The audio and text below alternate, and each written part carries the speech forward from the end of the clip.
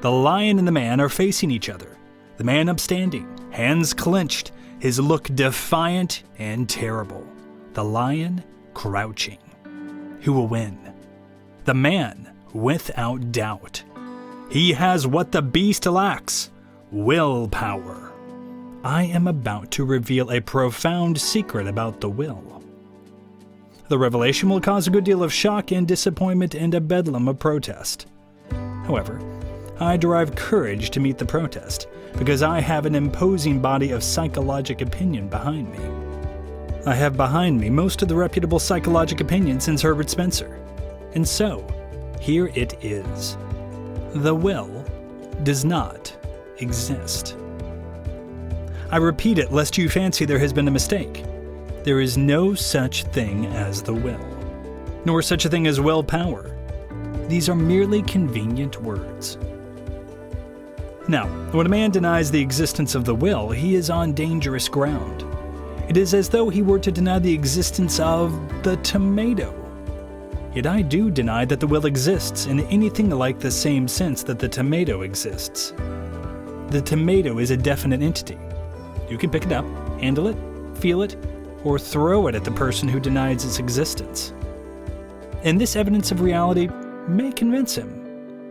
But I am not so crude nor so fatuous as to deny the existence of the will simply because you cannot feel it or taste it. I do not deny it simply because it is not material and tangible. I deny it because it is not even spiritual.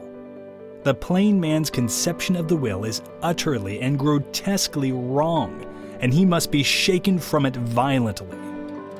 The popular conception seems to be that the Creator, having decided that a man might want to have a brain to use upon occasion, bethought himself about the ingredients, and dropped in first a memory, then an imagination, then a will, and then a power to reason. Though popular conception is vague on the details, it is probable that the last was a small parcel, wrapped in prejudices to protect it from strain. But the Creator could have left out the will, and no one would have been the wiser. Proof of it is that so few of us were. It was only recently that psychologists began to suspect its absence. You are making a gesture of impatience.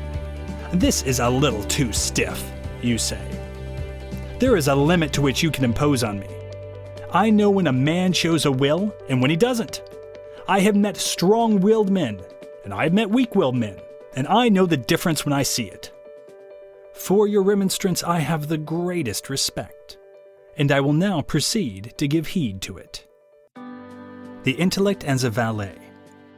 Having given some hint of what the will is not, it is now my pleasant duty to tell what it is. This may best be done by illustration.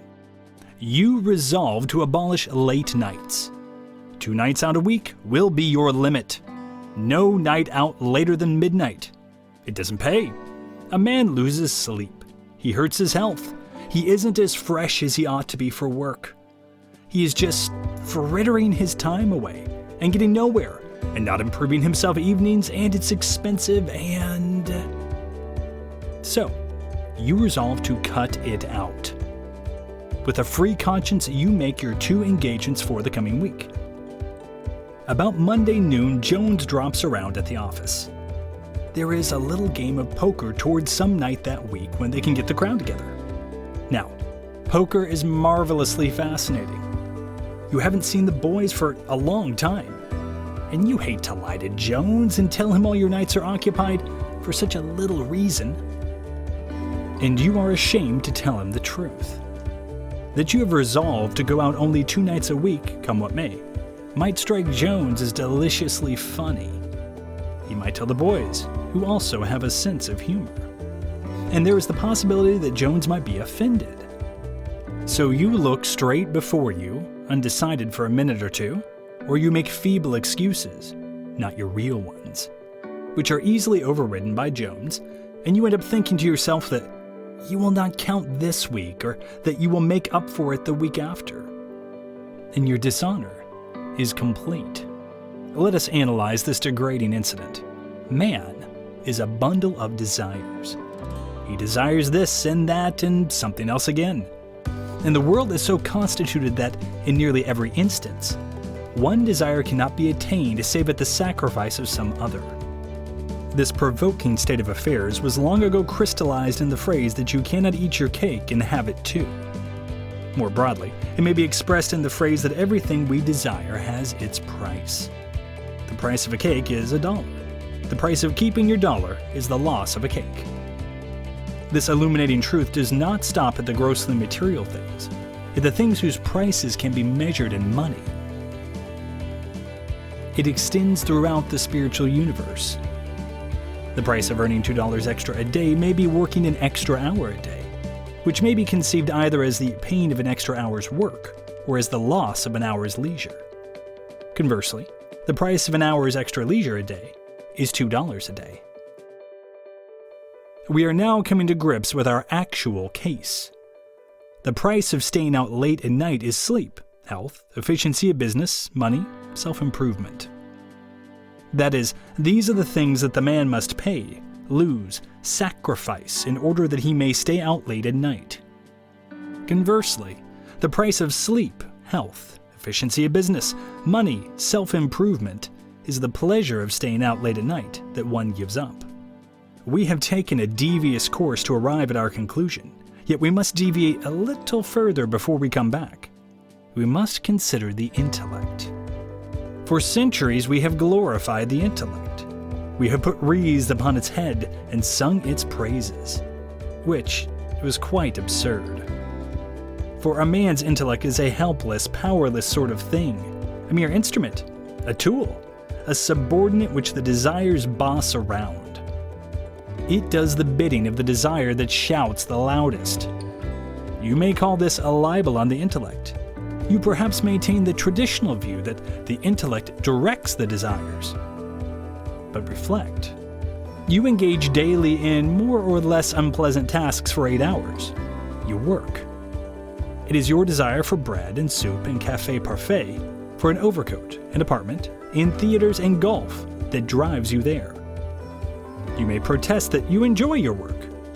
I shall not gainsay you. In either case, it is your desires that are dictating your action. The intellect merely obeys. If it is a good intellect, its owner may count himself fortunate. It will be better able to carry out the orders of its bosses, the desires. It will satisfy them more, and it will satisfy more of them. The intellect may, and often does, pick the road to a given place.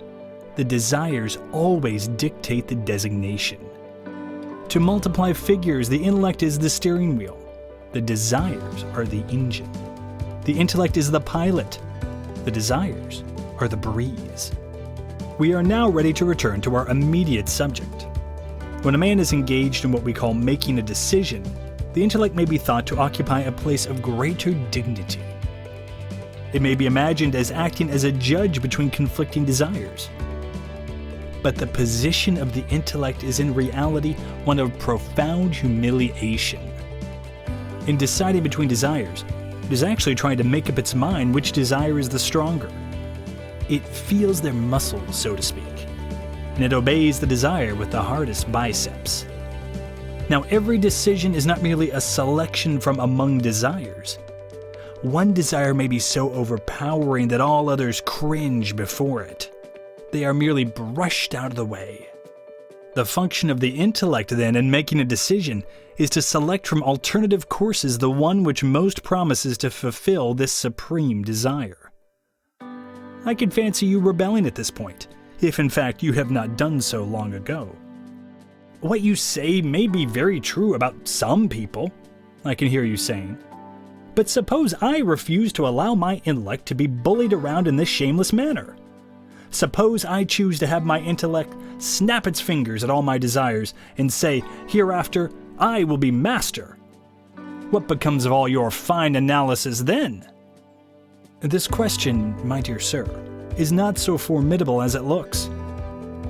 What it would amount to if you succeeded in carrying out your magnificent defiance, or rather, if you succeeded in thinking you had, would be that your desire, note the word, your desire to have your intellect master would overcome other desires or impulses, recognized by your intellect as such, which arose transiently from moment to moment. You would act only on the desires which your intellect happened to approve of. But that is merely another way of saying that your desire to act on the principles of common sense had overcome all other desires. For Mark, there is nothing immoral in desires per se. There are good desires as well as evil. There are spiritual desires as well as material. There are desires to help others, to spread cheerfulness, to protect one's health, to live in moderation, to feel satisfied with one's lot, to succeed in life, to go to heaven, to feel the happiness that virtue gives. And these desires may be just as powerful as selfish desires, or as a craving for transient sensual pleasures. Bernard Shaw says somewhere that real goodness is nothing but the self-indulgence of a good man. Unfortunately, the word desire, taken by itself, has come in popular usage to have a restricted, a sensual, an evil meaning. Popular usage has perverted it just as it has perverted the word pleasure, which arouses such endless confusion of thought and ethical argument. I verily believe that could a man be brought to think of the word desire always in its true and broadest meaning, his aversion to the truth that the desires overlord the intellect would be completely removed. For, as a fact, I have greatly understated the predominance of the desires as compared with the intellect. The very existence of the intellect depends upon the desires. Unless a man have desires, he will have no intellect. Or rather, he will never develop it and never use it, which is much the same thing. Thinking is problem solving. It arises from thwarted purposes. If we have no desires, we can have no purposes, and hence, nothing to thwart. Thinking may arise as an attempt to solve something bearing on our immediate personal welfare, or on the welfare of our family, or our city, or on the welfare of mankind. It may arise from the love of prestige and applause, or from sheer intellectual curiosity. In any case, desire of some kind is the motivating force. A great difficulty yet remains. You may admit that the intellect is a servant and not a master, but not that it is the servant of your desires. It is the servant of me, you say. It is the servant of my will. These are two distinct, perhaps contradictory, assertions. Let us consider the first. Now, let me ask, what are you? You are nothing but a total. Take away your body. Take away your physical brain. Take away your intellect, your desires, your memory, your imagination. Take away, I say, all the parts and attributes of you, and there is nothing left. That should be obvious, so obvious that I almost blush to state it. Whenever you speak of me, or I, or you are speaking of one part or attribute of yourself, now of another. You may say, I intend to do so-and-so, meaning that a certain desire within you is going to make the rest of you do so-and-so. You say, I am running, meaning that your legs are running, carrying the rest of your body and your brain along with them. You say, I am thinking, meaning that your intellect is thinking. Your knees aren't thinking. Your feet aren't thinking. Your teeth aren't thinking. Only your intellect. In any case, when you refer to I, you are referring now to one part of yourself, now to another. And yet, such is the confusion of thought that because you give the same name now to one part and now to another, you fancy that the word I refers to something distinct from any of these, something in addition, something separable from the parts that compose it. But when you are talking of I, in the foregoing sense, you are usually referring to your will, and it is this conception that we must now consider. The brain, as previously intimated, is a receptacle full of conflicting desires. All desires are not ever present, but that is not a point we need consider now. For certain periods, it may be only for a moment, perhaps for a day, possibly for half a lifetime, a certain desire will predominate.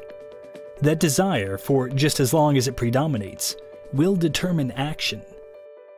For as long as it predominates and determines action, that desire constitutes your will. It is what you desire to do, what you want to do, what you will to do. But one desire may predominate for 1 hour, and another the next. Just now you may wish to sit home for the evening and improve your mind. That is your will. After reading this a few minutes, you may become bored. I am not blaming you. And may decide to call up your friends and play bridge for the evening. That is also your will. And here we come to the great confusion. These desires, which are constantly gaining individual supremacy and losing it, which are constantly overthrowing and dethroning each other like presidents in a South American republic, are each of them mere temporary holders of power. Yet, we give a permanent name to them. We call one desire the will, and we call the next desire the will. And so we think that the will is something in addition to these separate desires. If we were to say that Warren G. Harding kissed Mrs. Harding, and then were to add that the President of the United States also kissed Mrs. Harding, the confusion between words and things would be obvious. The President of the United States we know to be only another name for Harding. It is merely a permanent name for the different temporary holders of that powerful office, all of different natures. So with the mind. The will is merely a name for the desire that happens to hold temporary power. Take away all desires, and there remains no will.